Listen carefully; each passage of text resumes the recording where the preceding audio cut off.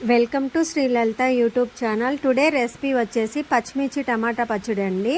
ఒక పావు కేజీ పచ్చిమిర్చి నేను కట్ చేసుకున్నానండి. మధ్యకి ప్యాన్ పెట్టి ఆయిల్ వేసుకొని పచ్చిమిర్చి, ధనియాలు, జీలకర్ర, అల్లం వేసి దోరగా వేయించుకున్నానండి.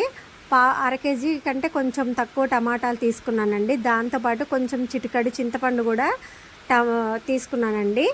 పచ్చిమిర్చి వేగిన తర్వాత టమాటాలు కూడా వేసుకొని దాంట్లోనే కొంచెం చింతపండు కూడా వేసి ఆవిరి చల్లారిన తర్వాత నేను మిక్సీలో వెల్లిపాయలు, అలాగే ముందు మనం వేయించుకున్నటువంటి పచ్చిమిర్చి, అల్లం ఇవన్నీ వేసి అంటే దాన్ని ఏమంటారంటే కచ్చా పచ్చాగా మిక్సీ పట్టుకున్నానండి.